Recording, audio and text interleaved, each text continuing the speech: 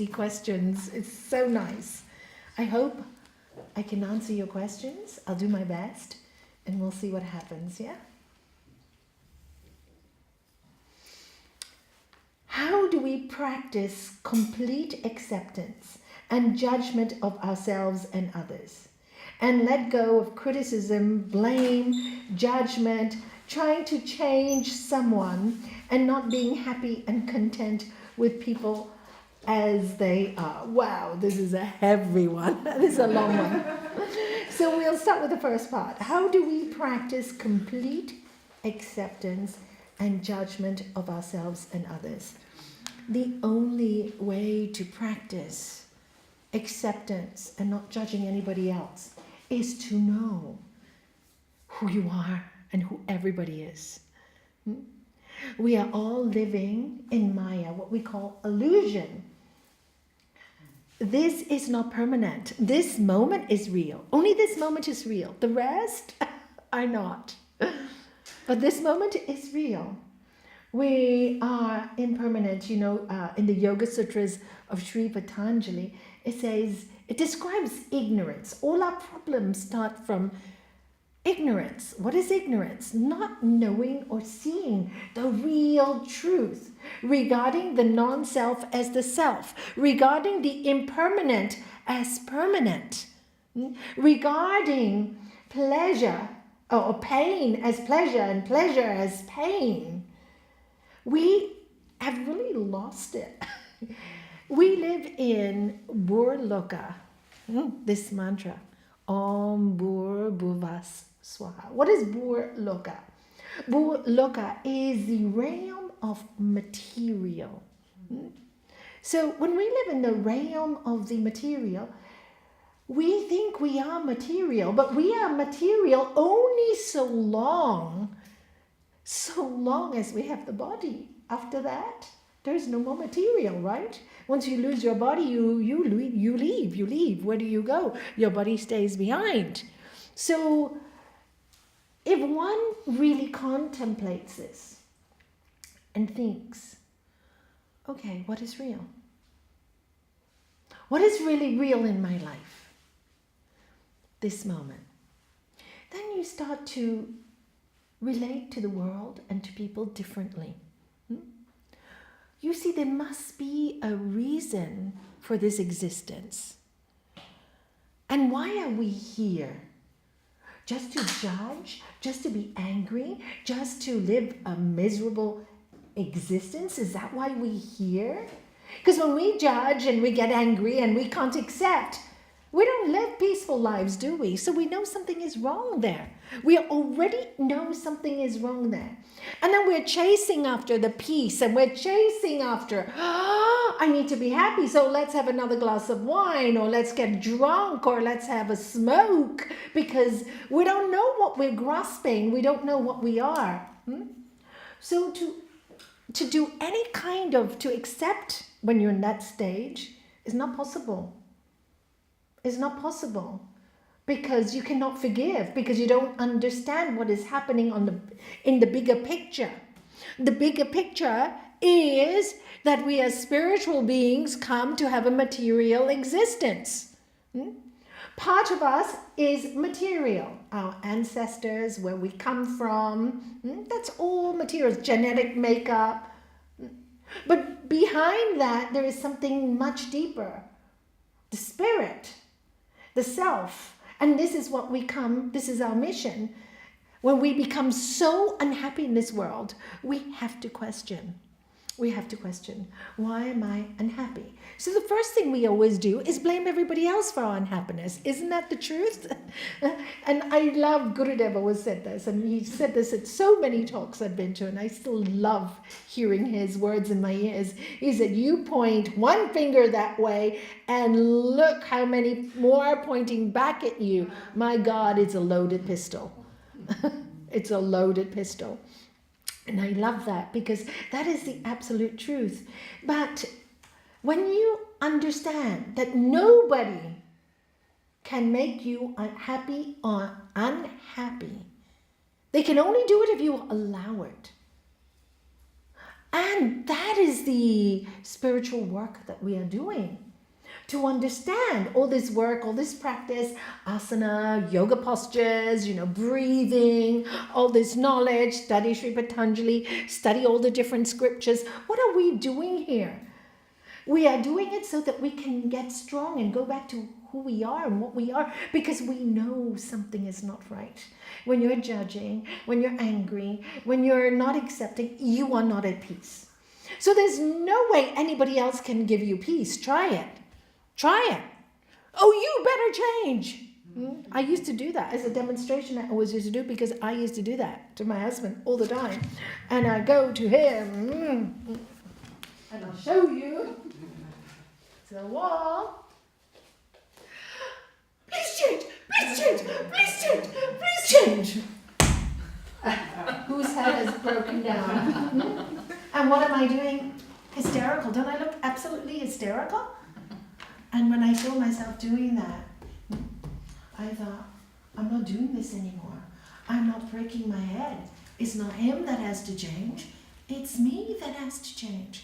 He's there. He's there to teach me. And what better teacher than one that loves me? And so different from me. So different. How else am I going to learn?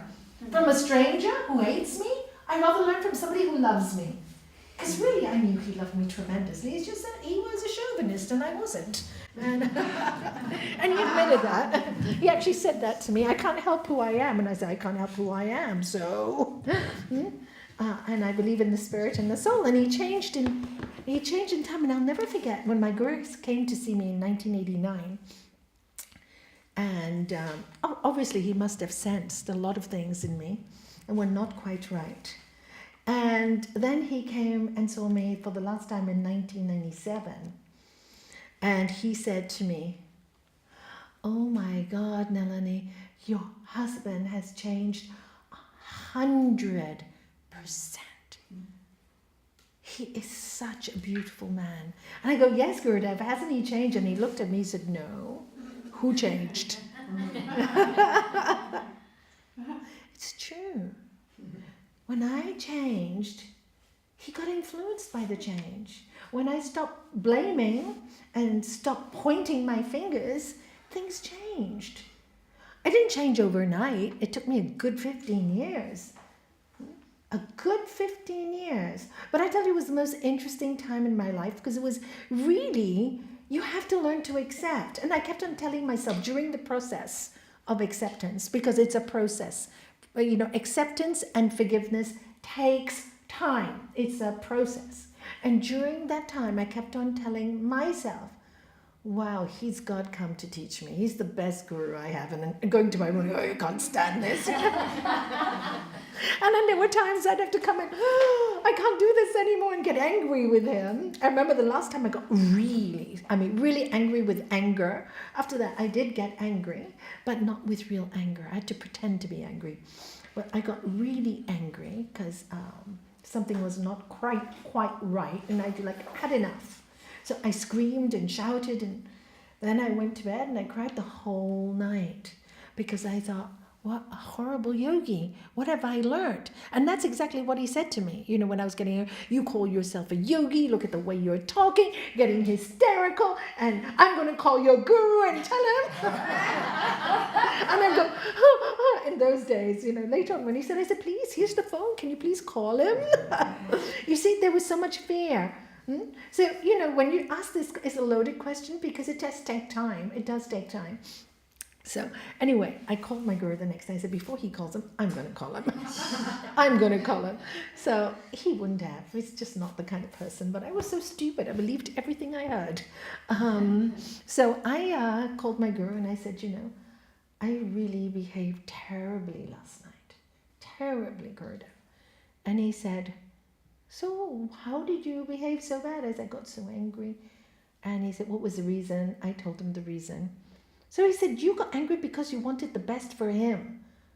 I said, yes, but he doesn't listen. He said, well, sometimes you need to get angry to get a point across. It's okay. And you know what?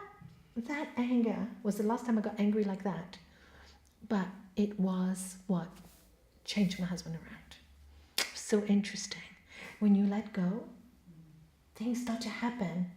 When I took responsibility for my anger, it was, and I admitted it, it was like, okay, I accepted I was angry. I apologized for being angry, but at the same time, it was a double thing. It was absolutely necessary for my husband so that he would stop doing a certain action, right? So it was actually beneficial for both. What is a perfect yoga action? One that causes no harm to anyone, some benefit to someone, yourself included. And then you start to look at the realm of not good, not bad, no judgment. It was a perfect action. It looked angry, but actually both of us healed from that. Me, I said, I promised myself I never worked myself up to that state again, because I couldn't sleep with myself all night, and I cried all night because of the anger. I don't want to do that again to me. To me. I was looking at myself now. I don't want to hurt myself like this anymore. Neither do I want to hurt anybody else this way. And two, he benefited, because it actually changed him. It was almost like the souls knew we had come to learn a certain thing about each other, and we achieved it that night with anger. So, and then the process happens naturally by itself. And of course, when Gurudev said that about my husband, made me so happy, because it showed that, yes, when you change, you soften people. You make other people feel happy. And I tell many of my students who've had problematic relationships, many who've gone through, because we come from an era, and I think you men would agree with me, maybe not you guys, you're really quite open, that's why you're here, and you love the spirit, but most men come from the era where women were inferior. So is it their fault? It's not. It's just what they learn. So, in order to teach and show a different way forward for them, it's not easy for those who are trying to revolutionize this world to accept that we're all spirit. Not one is better and not one is worse. And we've chosen this era, to teach them with love, because really, I would have never left my husband, no matter how badly he spoke to me, because I know deep inside he loved me so much. When push came to the shove, he really loved me, and I really loved him too. So you kind of then work at a different level with yoga. You don't take things so personally anymore. You just say, well, you know what? Don't talk to me like that. And if you talk to me like that, I'm walking out the door.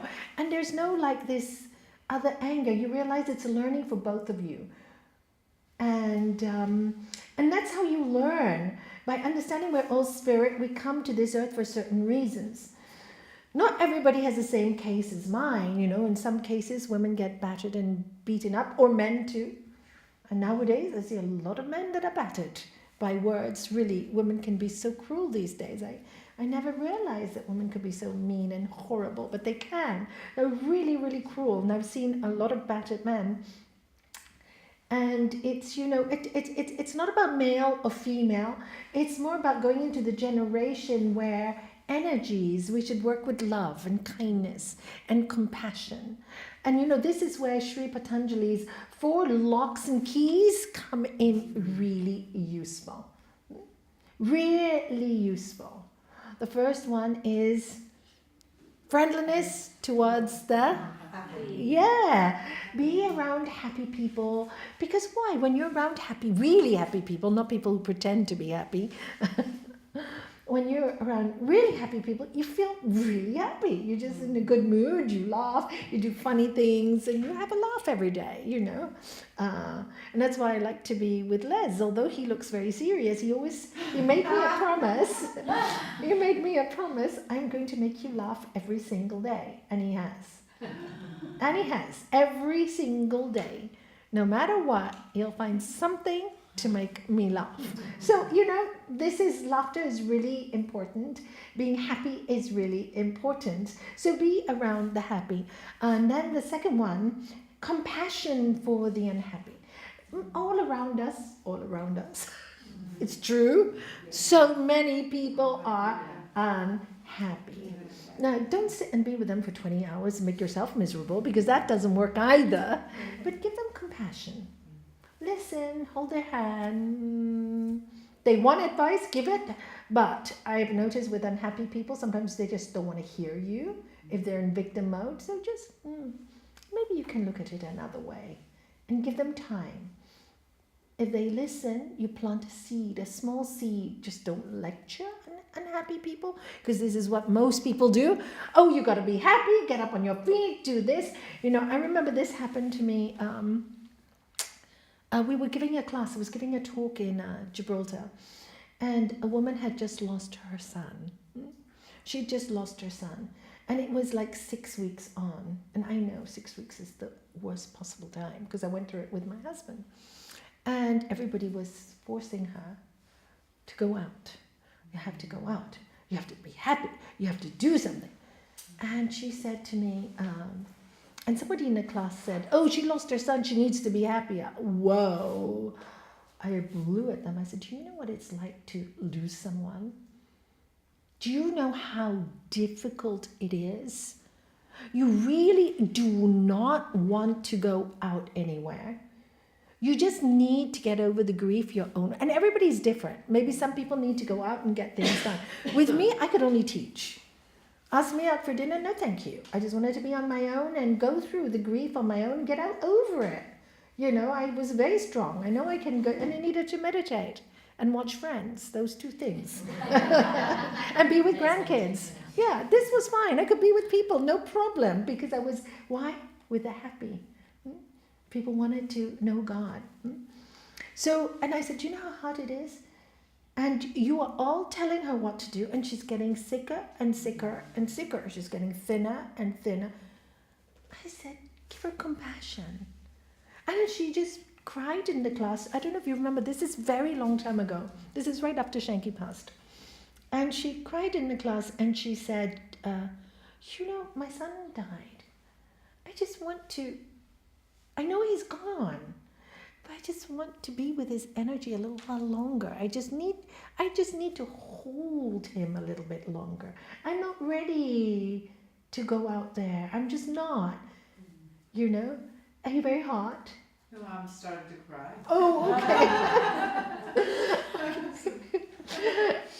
And so she said, I'm just not ready. I'm just not ready. And I said, you see, she's not ready. And you're forcing her to be ready. And she can't deal with everybody telling her she's not good enough.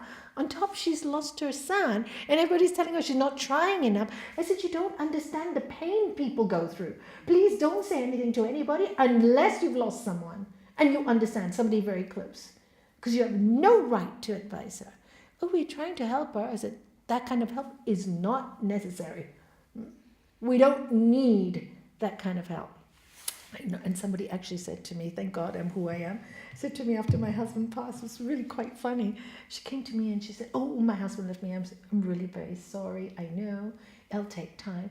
And she goes, you're so lucky your husband died.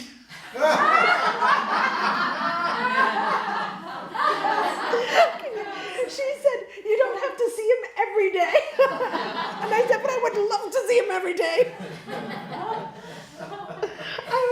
You really have to laugh. She said, I have to see my husband. I said, my husband was very good to me. I was so good to you. And I said, please, this is me. You can say this to me, but please, next time, and don't say it to anybody. They might just punch you. I said, gotta be aware. And then she just went red, and I'm so sorry, Nalanie. What did I say? I said, but you really meant it. I said, no, you have to understand, you can't look at other people's feelings by your own feeling. You see? Perception, because she'd never lost a loved one.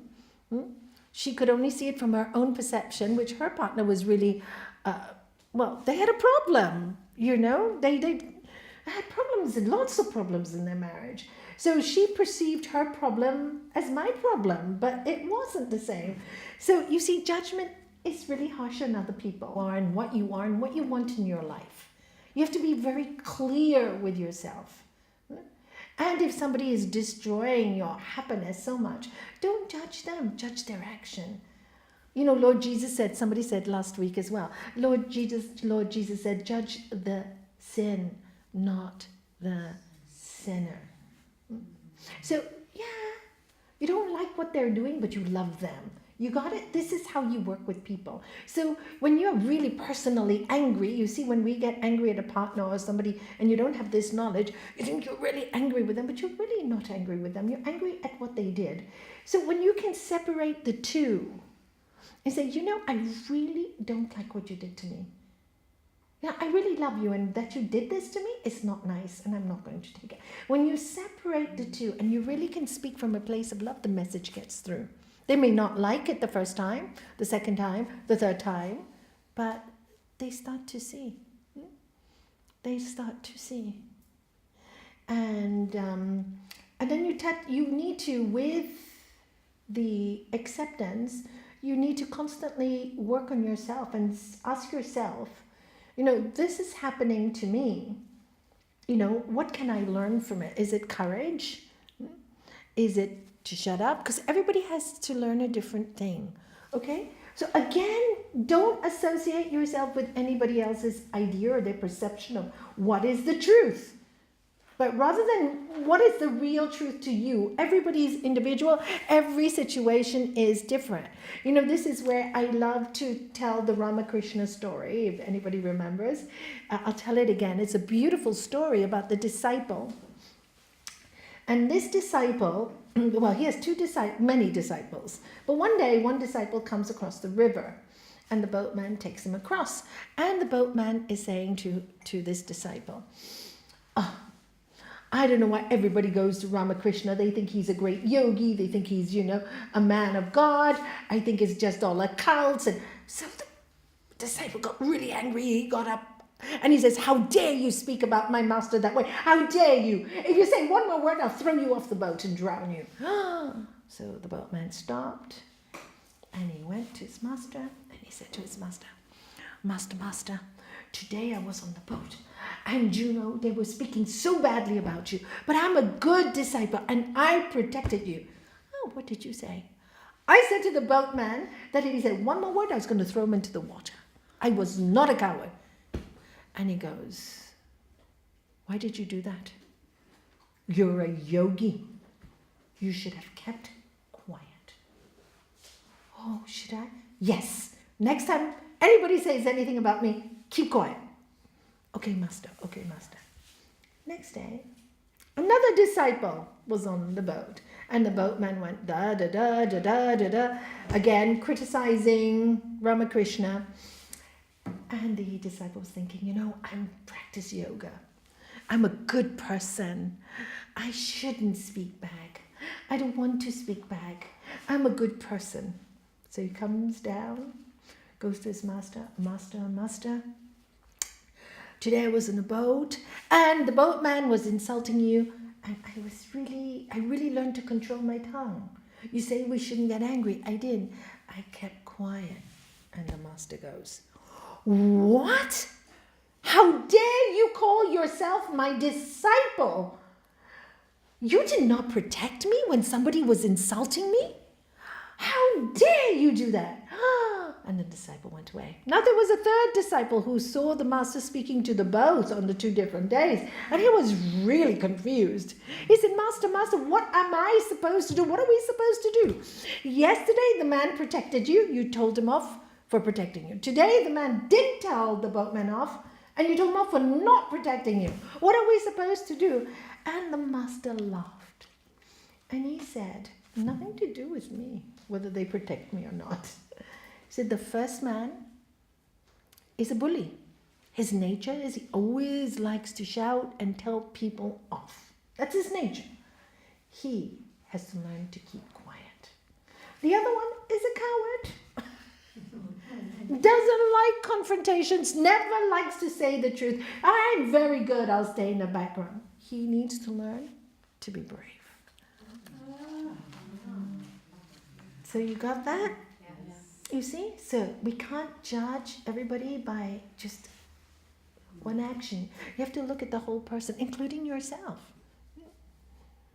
I used to tell my husband, if I've done something wrong, you really want a good reaction from me, tell me nicely. Because I'm the kind of person, I need people to speak to me nicely. You shout and I won't do it. And I used to tell him that. And then he learned. And was it his fault? No, it was just his background. Also, I realized it was cultural. People in Gibraltar, they speak rather loud. Is it true? It's true, isn't it? Yeah. Oh, loud, yeah, and very loud, and it was just the nature. And he used to say, but I'm not shouting. And I go, but you're shouting. I'm not deaf. I can hear you, And I realized it was culture later on. After a few years, I realized there was nothing wrong with it. It was just culture. You have to learn about culture too. So there's lots of things and really that's their energy. They have that fiery energy. So is it wrong? Is it right? It's neither. It's just the way it is. So I learned also sometimes not to take him so seriously later on. When I learned it was culture, don't take him so seriously. He really is not shouting at you. It's just the way he speaks. They speak like that. It's so interesting because so many mixed marriages in Gibraltar come to me now with the same problem. And I guess I had to go through that to explain to them, hey, it's a cultural thing. Because either they marry a Scandinavian or an English person who's rather gentle and soft, and then the Spaniards are quite... nowadays, because people travel so much, it's quite different. It's been 30 years since I started. So this is about, so you just don't know. That's why I said you really cannot judge a book by its cover. So next question. Oh, good. Avidya, or ignorance of our own true nature, is the root klesha. One of its manifestations is mistaking pain for pleasure. Could you explain? Mistaking pain. You mean pleasure for pain? Pain for pleasure. Oh yes, pain for pleasure. Addictions. That's one. Addictions are very painful. But addicts they think it's all pleasurable. Oh, if I have the other joint, if I have another drink, for them they think it's pleasure. But it's not. They always end up in pain. People like partying a lot. They think it's pleasurable. But again, after a while, they end up in so much pain. Shopaholics. I have to shop. They shop so much, but they're never happy with what they've got. Then they have a house full of stuff, and then they start to hoard, and then they're miserable because they don't know where anything is, and then they're never happy with what they've got anyway. Whoa, they have no peace. But that's ignorance. That's mistaking pain for pleasure. And don't you know how many people do this in this world? If I don't have this, I won't be happy. You get it? You're still unhappy because you haven't fixed the inside. Brilliant question. That is how you explain it. Avidya means ignorance. And all this is based on ignorance. We think this is all there is. If we just have to ask ourselves one question, all people have to do is, at the end of the day, what happens to everyone? We die. So what happens to all of this? So why are you here? You're just constantly addicted and you can't be happy, and then you can't sleep and you get panic attacks. Oh, wow. How many times, if I marry a person with money, I'll be happy forever. Oh, pain ever after. Because it's only for the money. You lose the money and where is the person? Lost their life, lost their money, lost it all. And I've seen this happen to quite a few people. This is not a joke. Honestly, I've seen this happen not once or twice, but many, many times. So,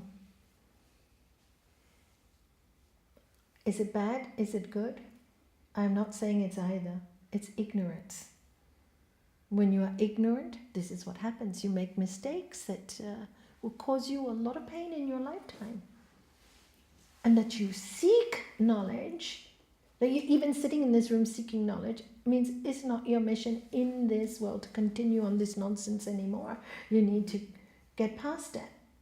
Otherwise you wouldn't be sitting in this room. That means you've been born for a greater mission. Whatever it is. Maybe it's your child that is going to be the saint in this world. I don't know. But by you changing that child, will enjoy and reap the good karmas. That's why in the Bible it says, what is it? The father's sins fall on the son, on his children. The father's sins fall on the children. Why? Because the children pick it up and they continue on the path. That's how it falls on the children. They just pick up the bad habits. And they continue until they break, and one day they find, hopefully, somebody reaches out and saves them. Saves them. And the only way you can save is by example. Only way is by example. People do not learn any other way. And in our old scripture, the Bhagavad Gita, so clearly, 5,000 years old, it says, the wise will not disturb the mind of the unwise, but instead will teach them by example, through selfless service. Through selfless service. So in the beginning, when you do selfless service and somebody is really not nice to you, it is hard. It is great until you grow to be strong. It will take time. You grow to be strong. And then you realize, it was worth it. It was really, really worth it. Every bit. And that's the test. That's how we build up our spiritual strength. If you're not tested, Master Satchidananda tells us, bear insult, bear injury, highest practice. If you don't practice, how are you going to learn it? So the practice is in the beginning. Sometimes you have to get angry. Maybe it's for both of you. And then so long as your purpose is, I'm practicing for the highest good for everyone, then the anger by itself will leave you. You just can't do it anymore. When you practice nonviolence, you just can't shout anymore. One day I just couldn't shout anymore. You just can't. Or when you're telling somebody off, it's to teach them. And you get irritated. Are you listening or not? That's what I got. Don't listen. Go. I do that sometimes with my grandchildren. You don't want to listen? Go. This is it. Finish. Whoa, sorry, Granny. They're very sweet. But you have to do it. It's and it's a growth. You kind of, and you don't feel guilty. There's no guilt. There's no apology, because if you do that, whatever, that's why children nowadays, they say something wrong, they say sorry, and they'll do it again. What do you mean children? Adults. They grow to be adults. I'm sorry, and the next day the same thing. And don't bother. You say sorry, you mean it. You really work on yourself. You really work on yourself. And notice, if you are saying sorry a lot, that's a sign. What do you have to work on? So I hope I answered that question. Now, concerning abortion. According to yogic philosophy, at what point does the soul enter into a baby? Well, this has been disputed for ages and written about by many different people. For me, and this is really my knowledge, so as soon as there's an atom, there's a cell, there is life. You have the amoeba, right? Single cell, prototon, you call it? What do you call it? I've forgotten my geography and science. Anyway, the one cell animal, the amoeba, there's life. It's called an amoeba. So for me, the moment of conception, when immediately there is life, then it means there is life. I don't think that person asked me any more about that, about abortion. So there is life. The moment the cell is there, it grows. Within 2 weeks, the doctor tells you there's a baby in there. It's a baby. It's life. Even if you have a 1 month abortion, it's an abortion. How does the mother feel? I mean, miscarriage. How does the mother feel? It's a miscarriage. You've had many miscarriages, 4. one of them was a month. One was 3.5, 6 weeks. So Yeah. How did you feel? Terrible. You felt there was life. Yeah. You see, so from my learning, I've read so many things, different books and everything, but from what I have seen, from the people I have seen, mothers who've had miscarriages or abortions too, because it's really quite interesting, okay? And I've had quite a few of these things happen. I told you, I learned the most from my patients. I learned from life rather than books. And one of my patients came to me. She had an abortion 25 years prior. And she came to me and she was going through menopause and she's got into this huge depression. And I didn't know anything about her abortion. And she suddenly started crying one day. We were talking. I said, what is causing this, you know? And then she said, you know, Nalanie, I had an abortion. I said, when? And she said, 25 years ago. And I said, okay, what do you feel? Why? She goes, you know, but at that time I was really happy to have the abortion. Yeah. So why are you talking about now? You're fine with it. No, I'm not. What's bothering you? Always in my head. I feel I've killed my child. She carried this quietly in her heart for all those years. She never voiced it to her husband because he encouraged it, obviously. They already had a few children, didn't want more. But she was ashamed of herself for all those years, and she just kept it down. But I just wouldn't let her go. And so, anyway, we worked at. I told her to make up for it, do some good, sponsor a child, make sure you give another child the education. We did a little puja, a little prayer ceremony for the baby that was aborted, and we told the baby that it was at a time when she had no knowledge. And so she really didn't want to hurt the child. And after the ceremony, she felt so much better, but she had to live with that. So all I'm saying is, you know, people live with these things. I know through your 4 miscarriages, and so many people with miscarriages, even 3 weeks, they say, I felt the life in me. Whether the soul is there or not, they felt the life in them. That's what they tell me. And when you feel the life, that means you feel the love and there's energy. So, you know, I have, this person didn't ask this question, but it seems like it's been avoided. So I'll answer it. You know, I was asked this at a school once. What was my view about abortion? You know, I don't blame anybody. I think people do it because they're desperate. But I tell people to have knowledge because it is a life. It's not judgment. For every action, there's an equal and opposite reaction. So every action you take has a reaction, whether we like it or not. So one would have to face the karma of that reaction. You just have to face it. So be wise in what you do.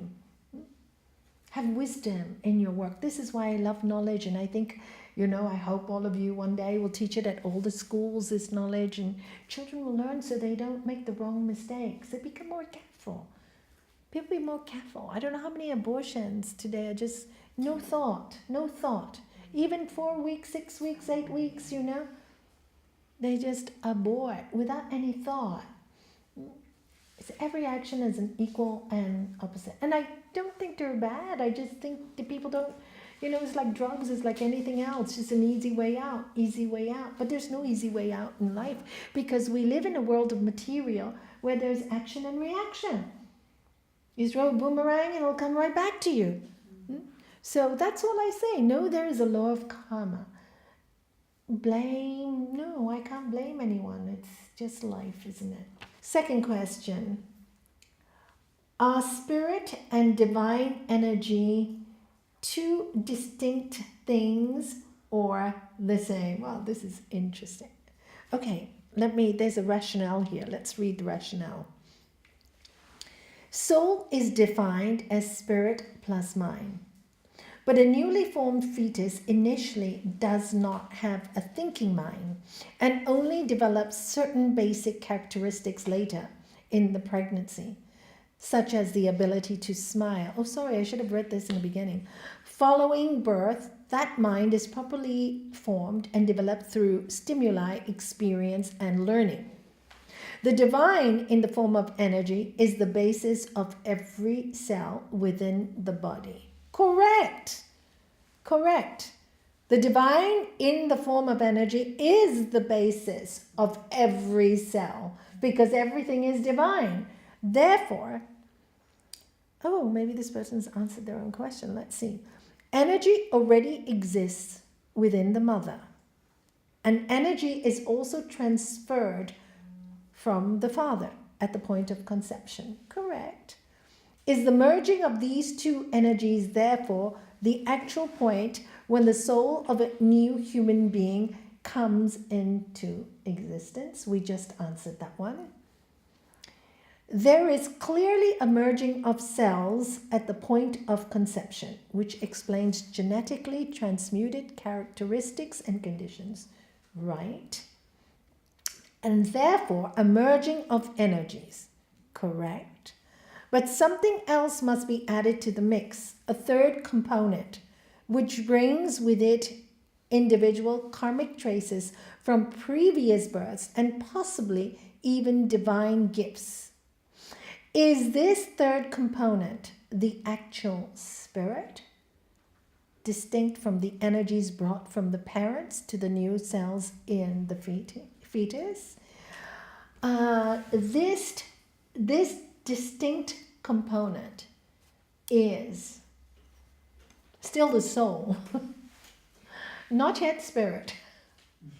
First of all, let me explain the first part. Sri Patanjali, in his book, speaks about ignorance. And he speaks about the different stages of ignorance. The first stage of ignorance that he speaks about is dormant, like in a baby. When a baby is born, you think the baby is so pure. It's like Turtu said, the seed is inside. All the past memories are inside, but it has not yet come out. So we see the baby as so cute. That same baby as an adult could be horrible. But as a baby, you're so darling, you're so pure, you're so cute. So the component that's in that baby, the seed that's in the baby, is there. That energy, that third component, has chosen those genetics, because they need those genetics to fulfill the mission on this earth. So the father and mother are chosen with specific characteristics so that the child will develop those characteristics in order to learn life's lessons. So that third component is the reincarnation of the soul. It is not yet pure spirit. Pure spirit exists in that baby with the component, but you cannot see the component yet. But even that baby is not really pure spirit. Why? It will still cry, it will still want food, it will still have its desires. From the moment it is born, it needs to be fed. It's desiring already. From the moment it's born, they need food, they need hugs, they need this, they need that. So the desires have already started. Now, how they manifest, genetics has a lot to do with it, yes. So we are born with certain genes, our colors, and our eyes, our feet, our legs, in order for what we have to do in life. So pure spirit is what we are trying to get back to. Once we have form, we talked about it earlier, Bhu Loka. The energy, the world of Maya and material gross elements. And the Gayatri mantra. You sang the right mantra today. Bhuva loka, we Om Bhur Bhuva Swaha, is when a soul, so when you're in Bhur Loka, let's say a person is ignorant. They will just do everything for sense pleasures. Sri Patanjali calls this sustained ignorance. Person has no discriminative factors in their brain. You know, they see something delicious, they will just have it. They mistake pain for pleasure. Okay? And next, when a soul has learnt from a life, the next realm is Bhuva Loka. This soul is more in touch with the ethereal, the nature, the things that you can't touch. We call them tanmatras. They're more sensitive to the earth and its electricities. Electricities meaning wavelengths, telepathy, more deep in their thinking. So these souls come back to the bodies to continue this awareness. Then you have Swara Loka. Om Bhur Bhuva Swaha. This is more connected with the spirit, but not yet spirit. You're still soul. But this soul in previous lifetimes had seen a glimpse of divine light, energy, and they come back with the desire to continue their journey home. So when we are in touch with Swara, then we Swarloka, then we are more in touch with our spirit. We're still soul, but we are understanding now in this lifetime that with the soul lies the higher self and the spirit. So our journey is upwards now. Then, let me see if I remember this. Then the next stage would be, they call it the seven heavens. The next stage will be Mahaloka, where we have understood that we are spirit having a material existence. And this is the door. This is the door. When we come back to earth, this is our door to the higher states. Because we come with that knowledge. And throughout our life, we come back to this knowledge to continue our path. And then the next one is Janaloka, where we are now really quite reflecting light. And this is where all the sons of man or the avatars come back, because they reflect life and they go on to the next one. They're very closely linked. Jana Loka and Tapo Loka, where the sons of men are now light. They become light and they come back to the earth as light. This is where you would call Lord Jesus, Buddha. But they still have to come back to do all the earthly things. But they come back to teach us. And then finally, you have Satyaloka, where they merge into the divine, totally losing the individual characteristics and surrender into the light and become one. But to experience that, we have to come here. Like Sri Patanjali will tell us, if we're not in ignorance, there's nothing to find out. There's nothing to work for. So the journey is upward. Enjoy the journey. Enjoy the journey. It's just upward. For everybody in this room, it's upward. It's really exciting for me when I see so many people interested in the spirit, because your journey is upward now. You can't go back.